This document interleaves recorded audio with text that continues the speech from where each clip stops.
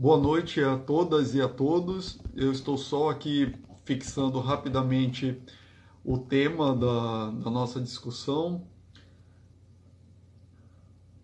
para a gente poder começar.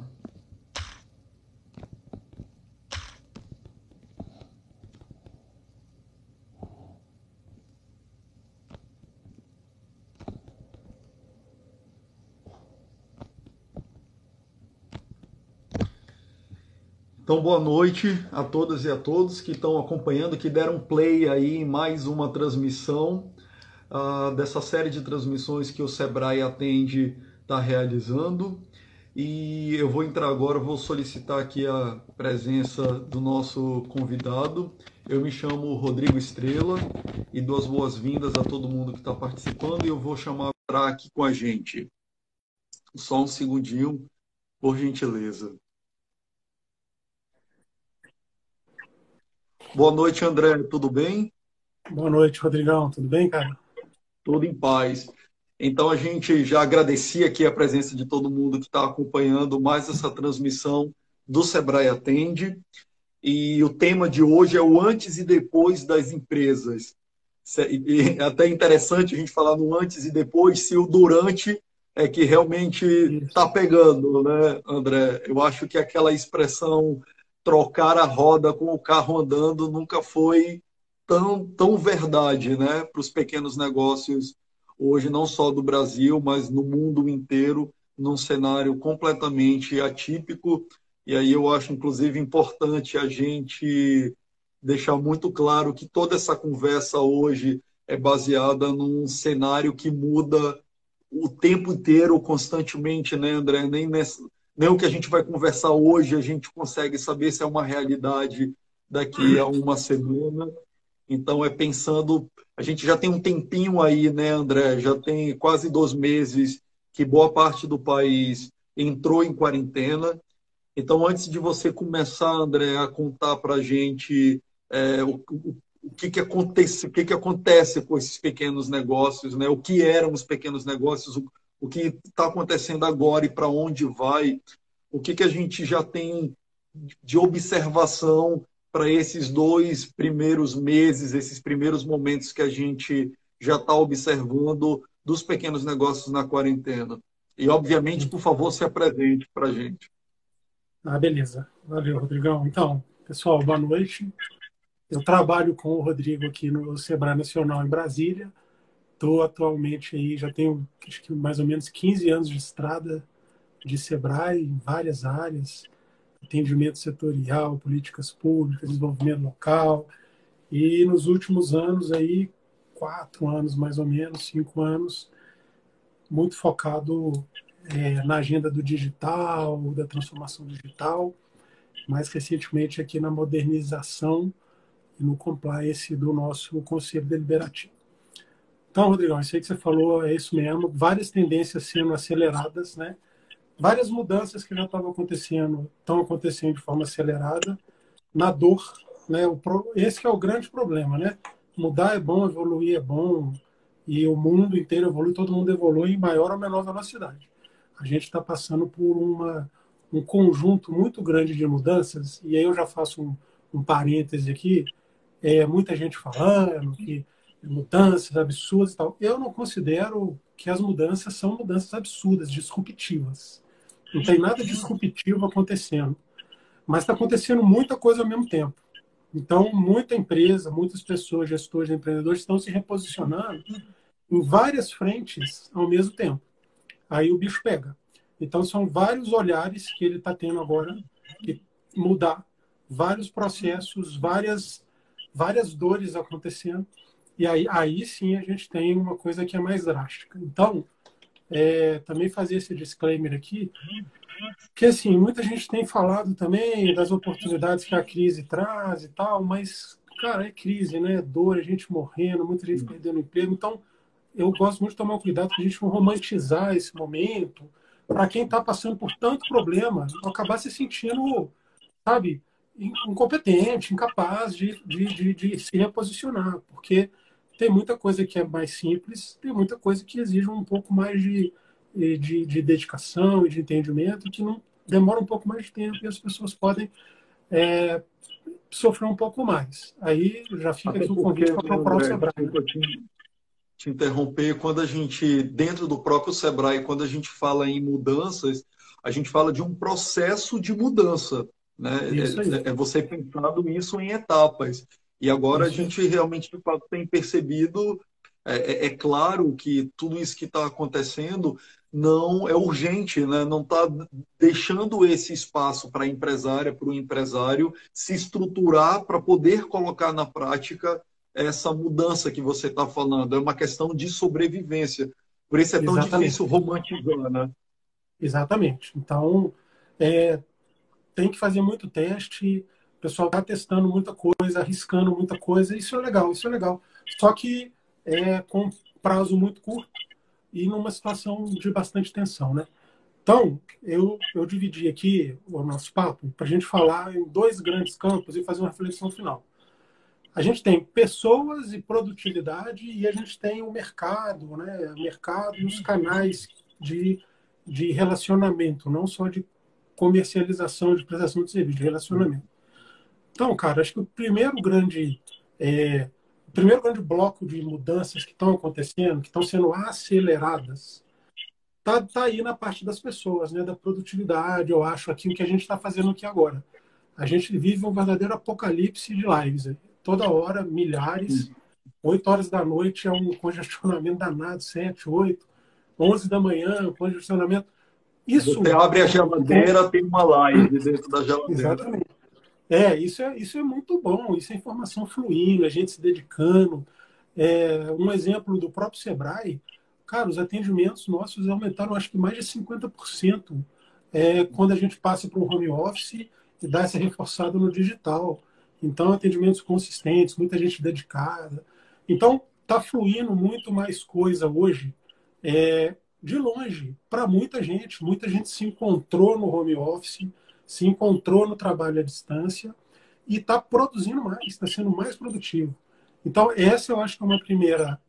Eu não sei se chegava a ser uma tendência, mas a gente já identificava pontos, às vezes motivados por questões não tão estratégicas como a produtividade, mas São Paulo, por exemplo, gente demorando 3 horas para chegar, 3 horas para ir embora, então você construir um home office. O pessoal da TI é muito normal trabalhar espalhado, não é pelo Brasil inteiro, não, é pelo mundo inteiro. Tem gente contratada que trabalha em outros países, então isso é muito normal. Isso veio para vários outros negócios, principalmente a parte do back-office. O pessoal do administrativo, o pessoal de contas a pagar, recursos humanos e tal. Muita gente está se descobrindo muito produtivo trabalhando em casa. E eu acho que isso fica, porque isso é uma redução de custo interessante. O empresário vai economizar com aluguel, ele vai economizar com transporte, o funcionário economiza tempo, ganha qualidade de vida. Enfim, e você tem mecanismos e tecnologias para poder ainda tornar mais produtivo. Você poder fazer a informação fluir, você poder acessar documentos, arquivos, tramitar documentos, arquivos de forma mais ágil digitalmente. Então, ainda tem muita coisa que melhorar facilmente. E eu Inclusive, acho que isso vai né, pegar. André, a própria estruturação da distribuição das tarefas para a equipe, né? E, A distância, ela te obriga que você exatamente saiba o que você quer, em que prazos e com que processo se vai ser adotado. Óbvio que a gente aqui está conversando, né, André, com empresas que oferecem serviços que permitem, né? Inclusive, sim, talvez essa seja a primeira pergunta, né? O que do meu negócio consegue funcionar de fato à distância que antes eu não percebia isso, né? eu acho Fazer esse questionamento talvez seja o primeiro passo, né? que essa pegada ela é mais para as empresas que já têm ali 10, 12, 15, um pouco mais de funcionários. Realmente não é para pequenininho, onde todo mundo acaba fazendo tudo, né? Os donos, Hum. principalmente. Mas aquela empresa que já precisa se estruturar, que tem vendedor, que tem pessoa que cuida da folha de pagamento, das contas a pagar. Então, a empresa dali sei lá, vamos colocar aqui 20, precisamos ter acesso a algumas pesquisas para ver isso, mas 20 e poucos para cima, já consegue botar a sua parte administrativa toda à distância, já quebrou o gelo, sabe, Rodrigo? Eu acho que o bom é Sim. isso, você quebrou o medo das pessoas, o receio, e a desconfiança do processo. A pessoa foi obrigada a fazer, viu que é bom, e agora eu acho que é uma tendência enorme. Muita gente nessa parte de back-office, e-commerce, reuniões, cara, reunião, você sabe o tanto que reunião é desgastante, né? A gente trabalha numa empresa que tem muita reunião. E aí eu acho que essa reuniãozite, ela tende a diminuir muito também para as empresas que já sofrem um pouco Ou com tende a isso. ser mais objetiva, né? Também, também. E não precisar se deslocar para fazer a reunião. Várias pessoas estar junto para fazer as reuniões. Idem as viagens, né? Menos viagem, menos custo de viagem. É bom viajar? É bom viajar. Todo mundo curte viajar, conhecer um lugar novo e tal, mas, cara, dá para fazer agora. Quebrou de novo, quebrou o gelo, quebrou o medo, quebrou a resistência de muita gente para fazer uma reunião online. Usar o Zoom, usar o Teams que a gente está usando, né? O Zoom, o Teams, o Google Hangout também, que agora está gratuito. São ótimas ferramentas, eu já usei todas, são ótimas ferramentas, super tranquilas, super fáceis de usar. Então, do ponto de vista de produtividade, outra coisa que eu acho que vai colar e vai dar uma exponencializada daqui para frente. E é bom a gente entender que para exponencializar, veja bem, se a gente conseguir dobrar ou triplicar o número de pessoas que vão usar, que vão se beneficiar do home office, que vão usar reuniões online, que vão diminuir viagens para fazer reuniões online. A gente está, na verdade, exponencial, mudando a curva da coisa, né? A gente vê muito no Covid aquela coisa da curva. Se for assim, exponencializa, sobe tanto, se quebrar um pouco, se diminuir a incidência, você diminui. É a mesma coisa. A gente vai mudar a curva de adoção em 5, 6 meses. A gente está vivendo um processo que vai ser de evolução de 5, 6 anos ou mais até. E com isso, né, André, a gente pode até estar falando de um novo mercado que pode estar surgindo, que é exatamente como essas empresas elas se organizam em home office, né, nos espaços do seu funcionário, porque eu tiro pela minha experiência.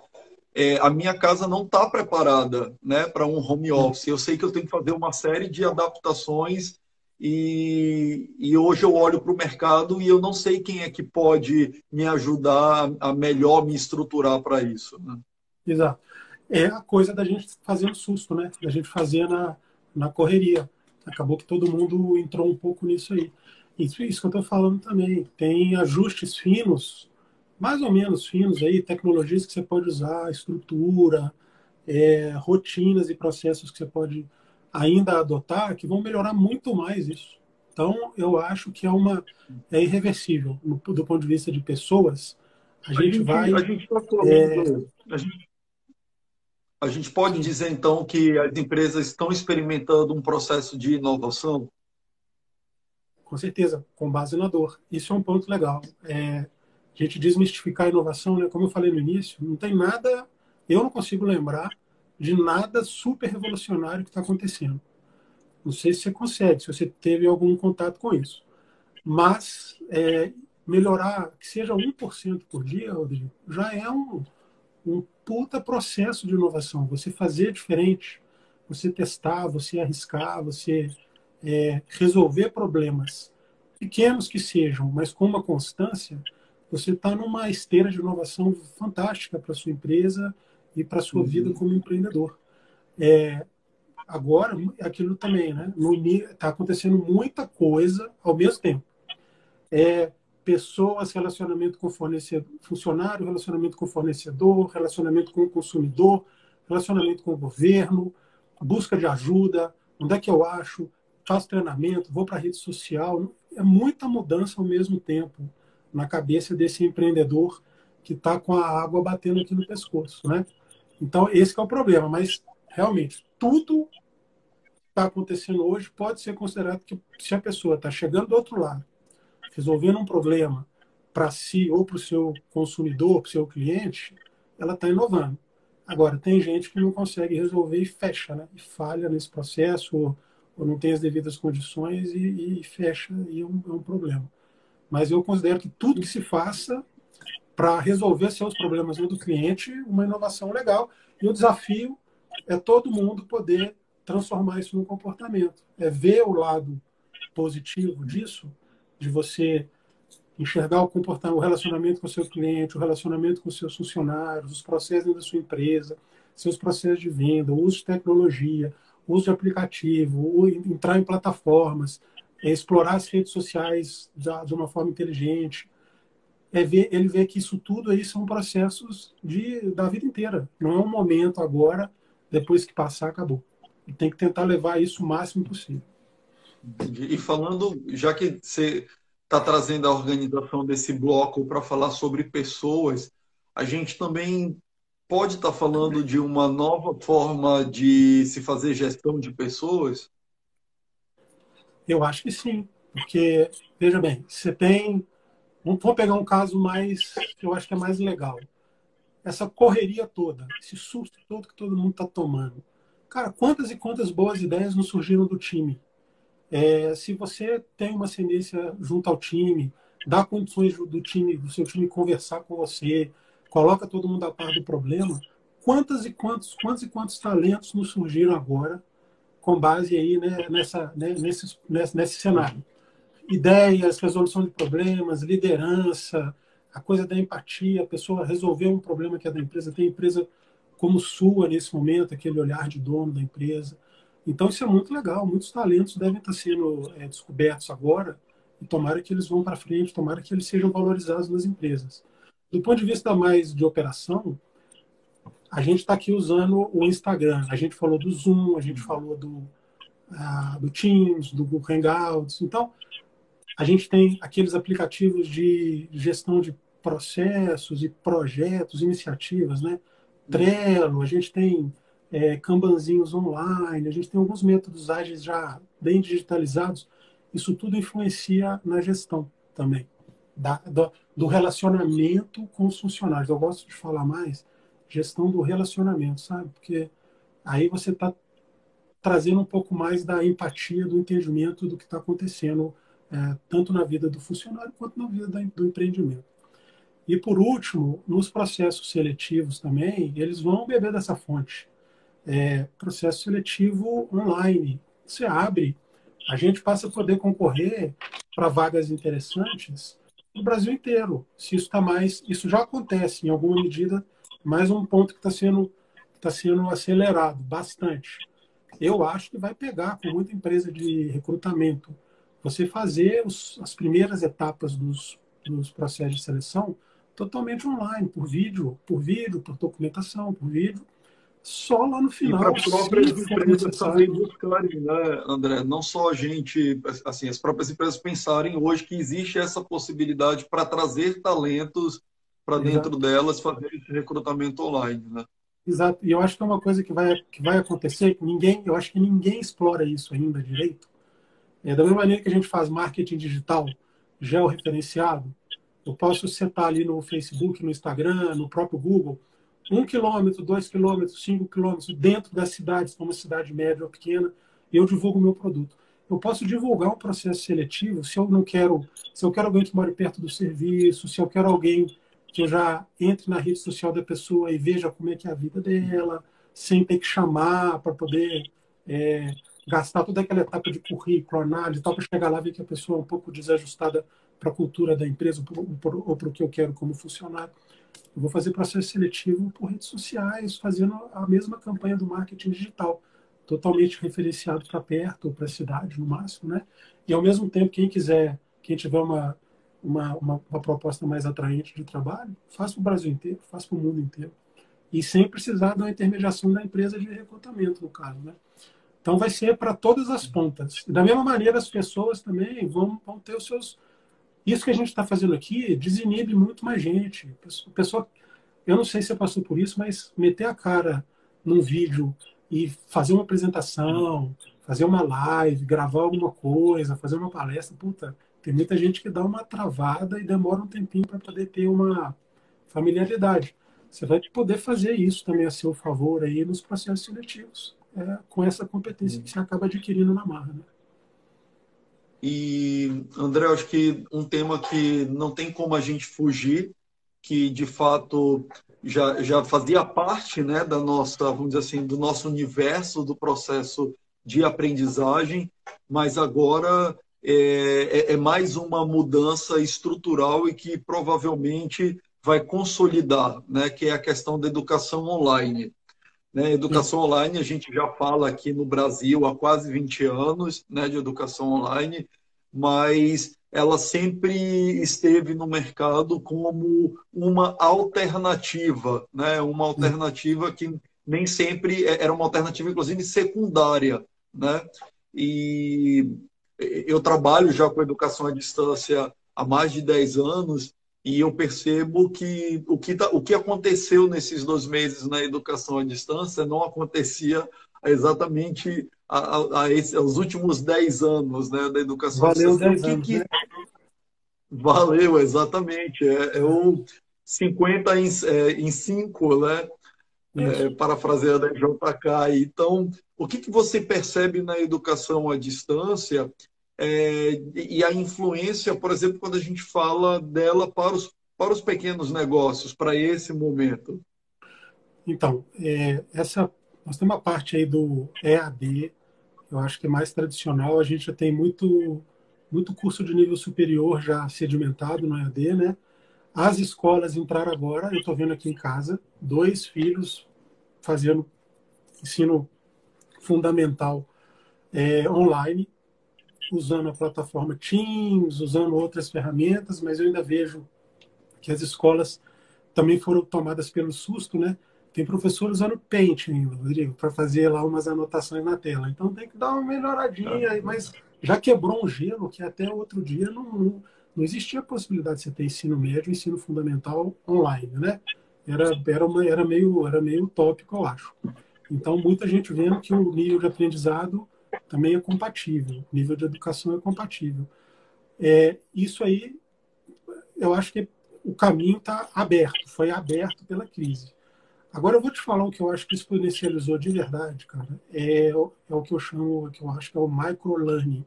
É você ir direto na dor que você tem, sabe? Cara, eu quero saber como é que eu vou fazer um anúncio na Amazon, no Mercado Livre, sabe? E aí você joga no Google, chega num vídeo de alguém que vai te falar em 3, 4, 5 minutos o que você quer. Eu acho que eu posso dizer isso que eu fiz. Eu tenho uma meta nesses dias, nesses 45 dias aí, de me especializar em algumas áreas do digital.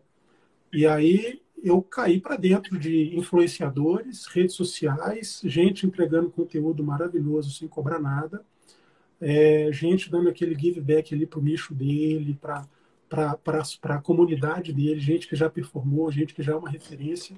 Então isso sempre aconteceu, isso está acontecendo à 10ª potência. E eu recomendo isso para os empreendedores, sabe, para os empresários, alguém que abriu uma empresa, quem já tem. Cola no seu nicho, entra numa comunidade que é a sua. Se é bares e restaurantes, se é salão de beleza, se é e-commerce, se educação, atividade física, fitness. Cara, tem uma infinidade de conteúdos maravilhosos acontecendo É nas redes preciso sociais. mapear, né, André? Porque a Sim, sim, quantidade é absurda, né? Você precisa sim. organizar essa informação. Né? Exato. Você mergulha, eu tenho falado o seguinte, 24 horas ligado, e aí você pesca o que deu aquele fit, o que bateu com você na linguagem, no segmento, e você entra nisso. Aí você tem formas e formas de educação. Então você tem. Eu sou daquela linha que acha que curso superior, cara, só para quem precisa dele mesmo, sabe? Eu sou advogado de formação. Então, assim, não tem jeito de advogar sem ter formado em direito. É impossível. Não tem jeito de ser médico sem ter formado em medicina, né? Então, você tem certas profissões que isso é obrigatório. Mas você tem muitas outras situações, e o empreendedor tem que pensar muito bem nisso, que o que vale mais para o cotidiano dele, para o futuro dele, talvez seja ele se encontrar nessas possibilidades que ele tem de capacitação de maior ou menor escala, mais construídas, mais de médio prazo, curto e médio prazo, e nesse micro, dia a dia, 24 horas por dia, consumindo, consumindo, consumindo e estando colado ali com as pessoas que são relevantes do segmento dele, que entregam um valor legal pelas redes sociais. E aí eu acho que é basicamente isso, né? É Instagram e Facebook, no caso, ainda até hoje. Então, acho que o É o que você grande... falou. É preciso quebrar esse paradigma para você entender o que é o processo de educação, de aprendizagem, né? Sim, O Sebrae, inclusive, durante muitos anos, a gente, inclusive, vinculou a esse processo de aprendizagem só aos cursos formais, né? E o que o empresário precisa entender é que ele, é o que você falou, ele pode aprender em pequenos momentos ao longo do seu dia. isso, Ele não precisa isso. exatamente parar de trabalhar, ele não precisa necessariamente se afastar do seu negócio, ele pode ter um processo de educação, de aprendizagem em pequenos momentos, inclusive pequenos formatos, né? Exato. Isso, porque às vezes ele já está aprendendo e ele nem sabe que está nesse processo de aprendizagem porque ainda está preso a essa ideia de que isso só vai De acontecer se ele estiver em uma sala de aula, ainda que diploma. seja virtual. Tem que É, expandir essa não, ideia, né? não, e diploma, né? O nego, às vezes, fica E meio diploma bitolado no diploma, certificado. certificado, é. E eu esqueci, Rodrigo, do YouTube, né? Eu falei Instagram e Facebook, mas na verdade o YouTube é a mãezona desse negócio todo aí. Com tudo que você pensar, se você colocar lá agora, como instalar uma fechadura, vai ter 1000 vídeos. Como é, resolver um problema de cálculo cabuloso, vai ter 1000 vídeos. Então, é você escolher isso que você falou é verdade. É uma miscelânea de tudo que você pensar, mas aí vai você ter o hábito de estar conectado com isso. Eu acho que a gente está aqui agora, talvez aqui ó, tem 24 pessoas, talvez algumas dessas pessoas não tivessem esse hábito. Acho que com certeza algumas das pessoas que estão aqui com a gente não tinham esse hábito de ter no Instagram uma fonte de conhecimento para a empresa dela, uma fonte de capacitação para ela como empreendedora aqui. Então, fica essa dica aí, né, de se conectar com André, isso de forma genuína. eu vou pedir agora que a gente entre para esse próximo bloco que você, né, organizou agora sobre mercados e canais para que a gente consiga aí usar o nosso tempo e falar exatamente tudo. O que que você percebe exatamente desse antes e depois, né, de crise? O que que vai acontecer com esse mercado, né? E pensando nessa relação do mercado com os canais que as empresas utilizam. Obviamente que a gente conversou agora sobre o digital, e aí a gente está falando exatamente de canais que são um marco, né, exatamente para essa transição. Então a gente está falando de empresas que funcionam em canais completamente diferentes do que elas funcionavam. Então, eu acho que para falar da crise, 90% do que a gente vai falar acaba sendo digital.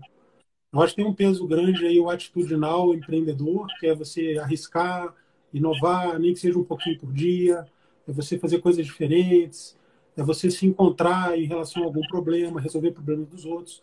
Isso, isso foi alavancado demais agora. Essa parte não é digital, ela é atitudinal. No que tange a operação, cara, acho que quase tudo é digital. É incrível. Assim, a gente tem um cerceamento de locomoção das pessoas. As pessoas não podem ir à rua, não podem os estabelecimentos não podem abrir a porta, né? Eles podem vender, mas eles não podem receber fluxo de pessoas. Então, a única forma de acessar o cliente e faturar é digital. Então, todo mundo correu para o digital de formas mais, a maioria também no susto, fazendo as coisas na base da necessidade, né? E eu acho que o primeiro grande aprendizado massivo é que as pessoas tiveram que olhar definitivamente para o relacionamento com o cliente. Então, desde entender que esse cliente, o que ele quer de verdade, porque, cara, desde um motoboy que chega na porta da nossa casa, que tem gente que não quer ter contato com ele, então ele vai deixar o delivery não sei aonde, e eu vou descer lá e vou pegar, até questões de necessidade básica, que aí a pessoa precisa comer. E ela mora sozinha, não cozinha. Tem pessoas idosas que não podem literalmente nem botar o pé na rua devido a tudo que está acontecendo. Então, entender esse cliente e se conectar com ele de uma forma mais organizada, com cadastro, com redes sociais, acessá-lo por WhatsApp. Então, isso foi uma mudança alavancada muito grande, muito importante e muito relevante. E isso leva a você buscar soluções para se conectar com ele. Aí vem o e-commerce, né? Você tem que vender, entregar os produtos para ele que você tem, os produtos que ele quer, e definitivamente, isso também é uma coisa que já está nos manuais aí, mas muita gente não vê, é o que ele quer e não o que você tem. Você vai prestar o serviço que o cliente quer do jeito que ele quer, não o que você acha que ele quer, o que você acha que você é capaz de fazer. Agora, você não tendo um contato direto, isso assim, tá dentro dos 10 mandamentos. E aí você entra no mundo. Você sabe que no Brasil, se não me engano, só 5% das vendas do varejo são online, né? Então é muito pouco. Os Estados Unidos e a Europa é 10, também não é assim uma coisa tão como a gente acha que é tão. E China já chegou a 30. Considerando que a China é um monstro de 1,5 bilhão de pessoas, ela representa, em termos de número de operações, acho que mais do que o mundo inteiro. A China mais do que o mundo inteiro. Então, hoje eu assisti algumas lives legais ontem e hoje, e a tendência é que o Brasil um pouco mais do que dobre, chegue a 12%, 10 a 12% de vendas online em termos de receita, faturamento. Tá? E é por onde todo mundo está indo. E aí o que acontece? Quais são os canais? Você tem mercado, você tem os marketplaces, que é na correria, no susto, cara, assim, uma hora começa a vender no B2W, que é Americana, Submarino e Shoptime. Você começa a vender no Mercado Livre de uma maneira ainda muito mais desembaraçada.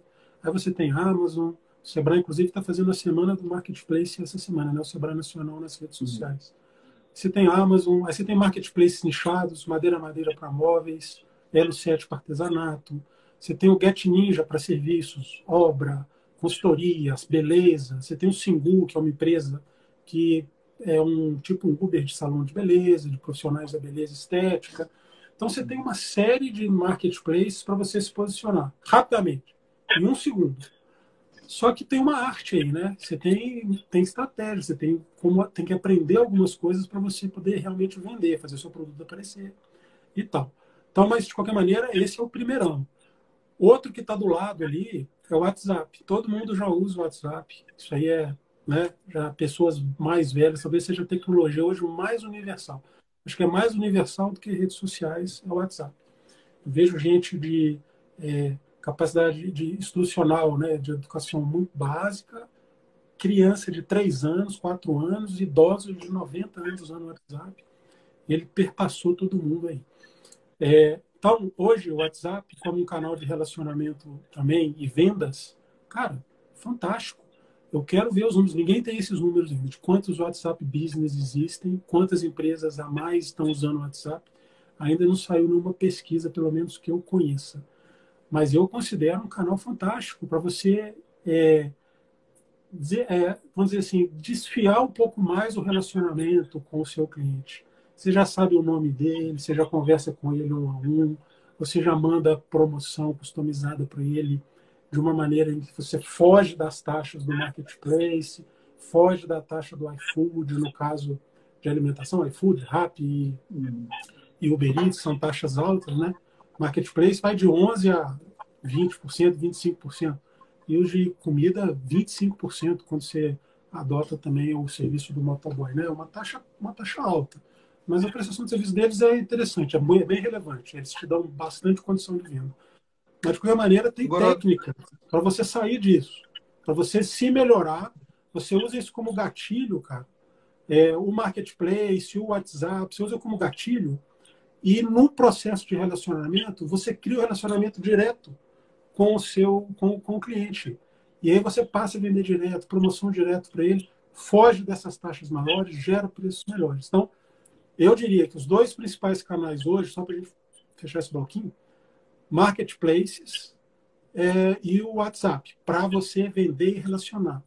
O Facebook, o Instagram e o Google entram nos processos de marketing digital, nos processos de obtenção de dados relevantes de audiência, de clientela, de interessados, e no processo de fazer eles chegarem até aqui.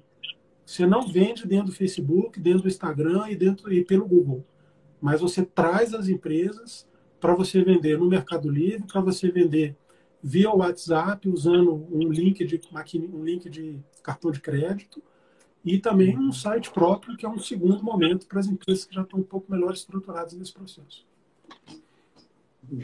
Duas perguntas, André. Pensando em todas essas possibilidades de canais, ferramental, a gente sabe que nós temos aí uma diversidade, né, de negócios, né, de segmentos.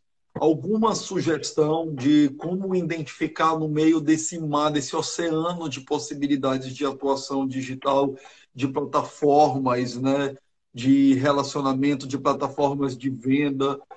Que você poderia assim dar como dica sobre que perguntas eu preciso fazer para poder fazer essas escolhas, né? E aí eu já Sim. queria pedir que depois que você respondesse isso, já comentasse um pouco, até pegando aqui a participação do Luiz, que trouxe sobre esse novo momento onde nós somos menos egoístas e a gente fala em isolamento, mas no final das contas a gente, mesmo isolado, nunca precisou tanto da coletividade, da comunidade. Então, você Exato. já pudesse entrar nessa aí, depois dessa discussão, do quão importante hoje para a empresária, para o empresário, de fato, olhar para esse coletivo.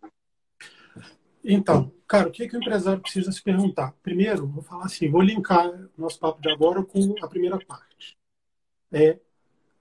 O digital da empresa tem que ser como se fosse uma filial da empresa, porque ele é totalmente diferente do físico. Na abordagem, no marketing, no estoque, em tudo, no processo de venda, no uso de ferramentas, ele é totalmente diferente. Então, se a empresa está vendendo, está entrando nesse mundo meio do nada, passando do físico para o digital, de repente, por causa da crise, tentar identificar alguém da empresa ou da família, no caso, né, a maioria dos negócios é familiar. Então, com certeza deve ter alguém ali que está envolvido com a empresa, que tem uma capacidade, algumas competências melhor direcionadas para o digital. E essa pessoa vai ser o gerente do digital. Essa pessoa vai entender os pré-requisitos das plataformas, os pré-requisitos do WhatsApp. É bom lembrar que o pessoal que é proibido pelas regras do WhatsApp normal, relações comerciais. Você não pode. Para isso existe o WhatsApp Business, que é um outro aplicativo. Então, pessoas que entendam isso, como é que bota o pezinho no site próprio, como é que você entra se você é da alimentação, como é que você entra lá no iFood, Rappi, Uber Eats, como é que você contrata logística online também, faz as cotações, contrata plataformas que tem motoboys, etc. E tal, porque a logística é hiper importante nesse processo. Então tem que ter alguém com um perfil um pouco mais apto a fazer as coisas, entender as coisas mais rapidamente. Entende? Então esse é o primeiro passo. Aí você tem que se enxugar. Você tem que pensar sempre no cliente, facilitar a vida do cliente. Uma empresa física, ela é mais horizontalizada em termos do que ela tem para vender. Então você vai numa loja de roupa, você vai num salão de beleza, lá tem um restaurante, cara, tem dezenas, às vezes centenas de coisas, de itens. Dependendo da loja, você tem milhares de itens. Armarinho, material de construção, são milhares de itens.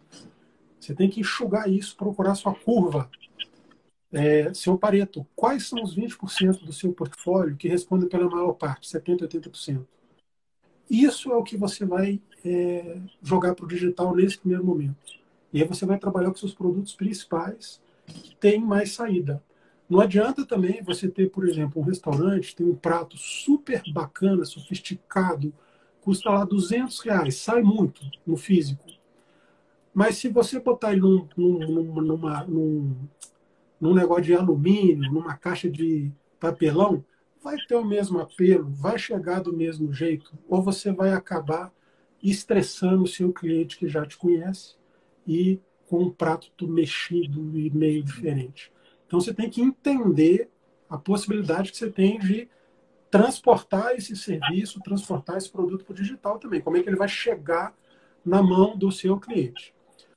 Você vai, dependendo do que você tiver para vender, do custo que você tiver para vender, a logística influencia. A logística sempre influencia. Então você tem que olhar também para vale a pena eu vender para o Brasil inteiro? Como é que vai ser para eu botar um produto meu em Salvador?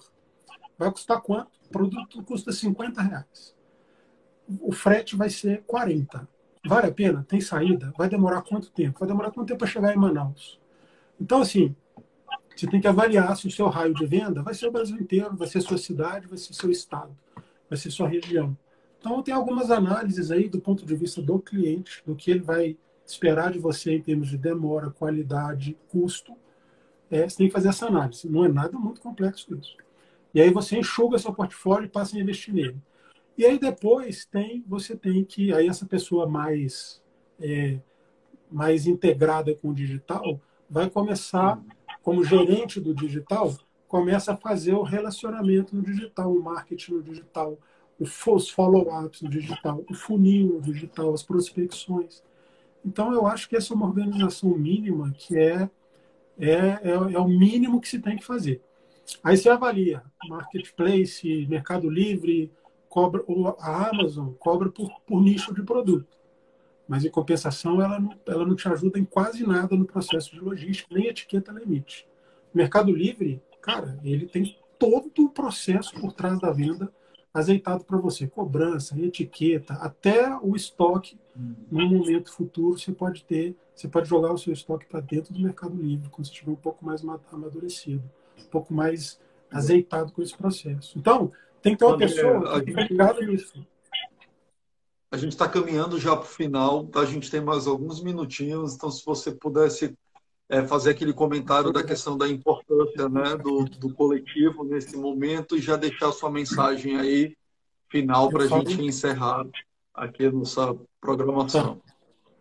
Eu acho Passou que a rápido, né? empatia, passou. Eu acho que a empatia, cara, ela está sendo, hoje está todo mundo, grande parte da população, milhões e milhões de pessoas estão assustadas por N motivos, né? Você tem pessoas assustadíssimas com a questão da saúde, você tem pessoas assustadas com a questão do seu emprego, da sua empresa, né? Da sua vida, o que, que vai acontecer. E aí você tem essas mudanças todas de relacionamento que ninguém nunca pensou que fosse existir. Lockdown, não poder sair na rua, você sair numa cidade, Avenida Paulista, fantasma, toda fechada. Então você tem uma série de necessidades que surgem a partir daí.